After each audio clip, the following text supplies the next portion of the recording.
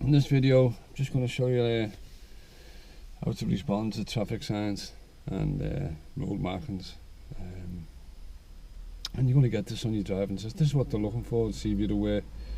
If you are aware of the traffic signs that are around you, and the road markings as well, they're important as well. At the beginning of the test, they generally tell you to follow the road ahead. Unless you're doing a sat-nav or an independent drive, they generally say follow the road ahead unless road markings or traffic signs say otherwise. But what they'll say is that if I want you to turn left or right, I'll give you plenty of time. Okay, remember always seatbelt first. Always make sure that's on. Engine on.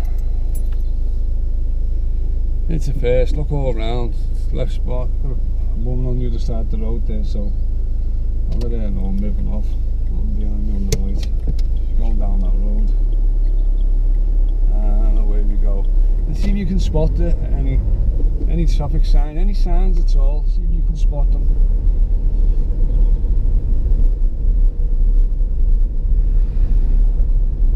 Generally, this is what you're being tested on your driving test. You need to know the correct speed of the road that you're in. Because either if you go too slow or too fast, you will definitely get a fault. If you consistently do it, you'll get a serious fault, which means you failed your test. So yeah, so it's really important that you know, you have local, basically your awareness. You have to be aware. And be surprised at how many things can just pop up all of a sudden. I've just been on a big roundabout before and someone's gone into the back of the wagon's gone into the back of another wagon. So we're going to go right here, mirror indicating right. You need to remember, I'm braking gently. You should know how to do all this now, the videos that I've done. So like a tennis match, you're checking right now, this is where you make a decision and it seems it's safe to go. So remember, you're looking for any type of warning signs coming up. And let them pull over, let them go past you. You don't have to stop, just have to slow down. So at the end of this road, as you can see clearly, you've got a give way sign. I'm going to go mirror, mirror, indicate left. Now the junction generally opens up, generally just as you get up to it. I'm going to show you the stop sign on this. So I can do this in a second because there's nobody there.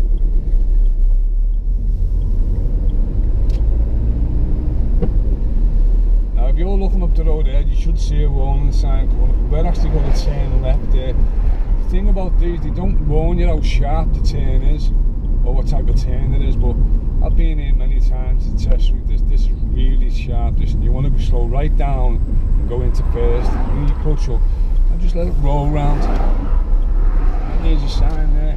You get the beginning of the road. So what happens is when you're new to doing this, you're generally looking at the floor. You don't look up and you miss the sign. So years ago, they used to do the reverse left on that corner, but they stopped doing the reverse left. And this is one of these roads, if you're a new driver, you're thinking, oh, what happens if something comes down here? Well, not a lot you can do, you just have to work it out when it happens. But, try and predict it. I mean, hopefully she won't take off in front of me. And hopefully you notice the speed limit on this estate. And you get a bit further up, the examiner's just going to say to you, take the next road on the left. And then they won't say anything. And this is where they say follow the road ahead. And you'll see what I mean when we get around there. And a lot of people have failed on this coming, so it's left here, mirror, mirror, indicate left, position's fine, in second. I'm going to follow it round there. And you want to be looking, as soon as you go into the new road, don't look at the floor, just have a quick look up and you can see the signs. You'd be surprised how many people have carried straight on. Alright, we're going to go left. You still have to mirror indicate left, even though it's compulsory left. And I hope you can see these signs as you're going down. This is what you should be looking for as you're going. Don't be just looking at the floor in front of the car. I know it's important, that part of the near distance, but that's the middle distance, and the far distance you can see. Well, in the middle distance you see a 20, the far distance you can see a one-way sign, so you know it's actually on the floor. There's the markings on the floor. But this is clearly marked. they're expecting to do. Generally speaking, what happens if you're going in a one-way street, 9 times out of 10 they generally ask you to turn right. And if you test standard, then you should know where to position yourself here. You see the markings on the floor. We're going to go right here. It's saying no entry. So no one comes in this way, so you want to be on this side of the road. Yeah, when you're turning right, you're coming out on a one-way street. Now this is the classic one here. A lot of people have failed, not on that side, but coming out here. So you can see a one-way sign here, right? But they'll say take the next road on the left. The last thing in your mind is this one-way sign. And what happens, especially if this road is empty, you'll think this road is a one-way, and people have gone onto the right-hand side.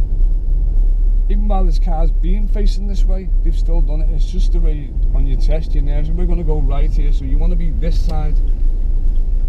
And it's so easy to fall into the trap, because the last thing you seen on that last road was a one-way sign.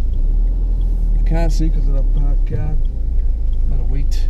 It's a parked car, blue car right here. Got me handbrake. It's a bit roll back a little bit there. But you don't want that to happen, especially with this pedestrian behind me here. And where we go up here. So you know now this is the 20 zone. And there's a learner coming down here. I'm going to let him come through, or he's going to let me come through. Could be a driving test, this. Oh, I don't really know. Say thanks anyway. Always remember, be courteous.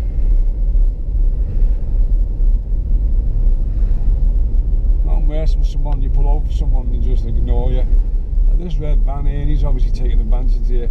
He might pull in one of these cars, but I'm not going to take a chance. And the postman, by the looks of it, has well done, sir. So some drivers there are nice drivers about. And I say thank you. Always remember, be courteous. Always remember, never take priority. Always give it or be given it by the other driver. And that means that the hazard could be on their side, and you might have that attitude, oh well, it's on their side. Well, some drivers on the road don't care what side it is, they'll speed up. Alright, we're going to take the next road on the left here. And what I want to take you now to the end of this road. And always wary when you're coming in, it's clear to the right, but there might be parked cars on the left. See, there we go here, so you just got to be careful here. Never assume because it's clear this side that there's no hazards on that side. And as I say, it's only a 20 zone around there, but you can do it in third gear, but just don't go over 20.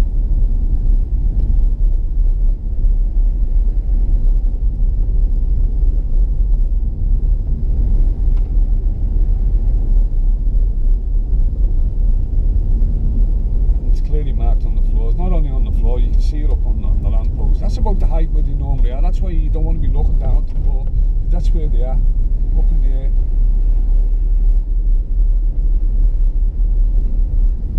There's another warning sign here to tell you it's telling you to slow in here to school.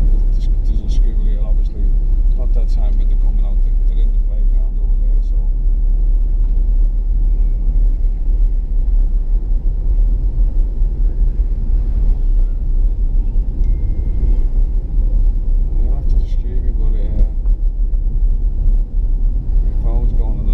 By the way, never use your phone while you're driving. Not even hands free, that's a distraction. And there's just one more sign I want to show you at the end of the show, because one of my pupils failed for not doing this, and I'm going to show you. There's been I've had a lot of arguments in the test centres with other instructors saying, well, my pupil didn't and he didn't fail. I take no notice of stories like that. All I know is that the pupil failed and didn't put the handbrake on when they come to a stop sign, and you're going to see why it is a stop sign here. Okay, so I'm going to go left here. I'm going to indicate left. Follow this curb to the left. Now when I get to the stop line, I am going to put my handbrake on. That means I've legally stopped. The girl who failed didn't. She used the foot brake. She was using a gas and a clutch. So you can see how bad it is here, because that brick wall, that's what's causing. Make sure they clear as well before you move off. Don't move while they're moving past you, that's a definite no-no.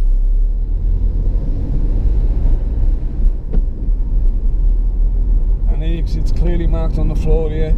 You've also got a sign here that'll tell you that you're going too fast. Should have these everywhere. Because generally speaking, the examiner will give you a few seconds to correct it. If you don't correct it, then the chances are they're going to say, you know, sorry about that, but it was only 30 miles an hour. You might have been only doing 32, 33 miles an hour, but you just haven't corrected it. If you don't correct it, and then unfortunately, you may be going back to take your test again. And I always say, third for 30. A lot of all the older instructors say, well, you know, you put it in fourth, save the petrol. If you've got a newish car, you'll have an engine management system, and that controls the petrol.